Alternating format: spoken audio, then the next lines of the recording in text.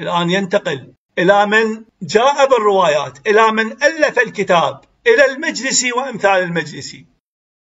يقول: بل جملة من العلماء المحيطين بعلم الرجال وأحوال الرواة كالمؤلف العلامة المجلسي. ماذا بهم هؤلاء؟ يقول: لا يحبون التصريح بعدم حجية الخبر، يدلسون تدليس أصلي واقعي، تدليس خبيث. يقول: عنده إحاطة بعلم الرجال وأحوال الرواة، مع هذا يدلس، لا يصرح بعدم حجية الخبر. لاحظ إلى أي مستوى من المكر والتغيير بالناس. هذا هو المجلسي. هل هذا عادل؟ هل هذا ثقة؟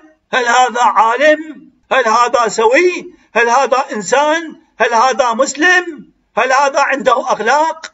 يدلس. يقول: بل جملة من العلماء المحيطين بعلم الرجال وأحوال الرواة كالمؤلف كالمجلسي لا يحبون التصريح بعدم حجية الخبر، لا يحبون التصريح بعدم حجية الخبر، بل قال في مقدمة الكتاب، قال بصحة ما جاء به. تغرير في تغرير. يقول: كالمؤلف كالمجلسي لا يحبون التصريح بعدم حجية الخبر الواحد الخالي عن القرينة مع عدم صدق جميع رواته.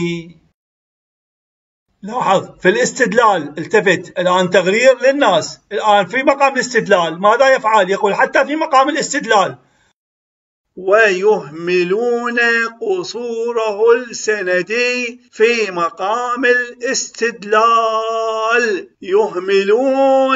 يهملون ضعف السند، يهملون وهن السند، يهملون خرافة السند، ويهملون قصوره السندي، ويهملون قصوره السندي، يهملون قصوره السندي، يهملون قصوره السندي، يهملون قصوره السندي. في مقام الاستدلال. لا يوجد استدلال. أي استدلال؟ أي رواية صحيحة يتحدثون عنها؟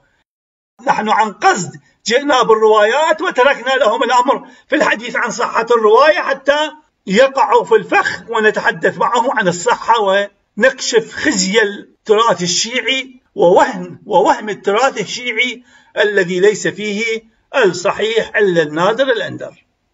يقول في مقام الاستدلال: يهملون قصوره السندي، ويهملون قصوره السندي في مقام الاستدلال.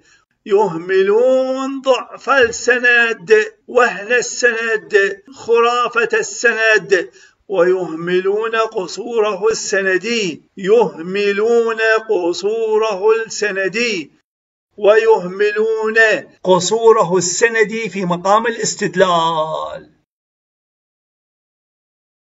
هنا أعتقد يوجد خطأ في الطباعة.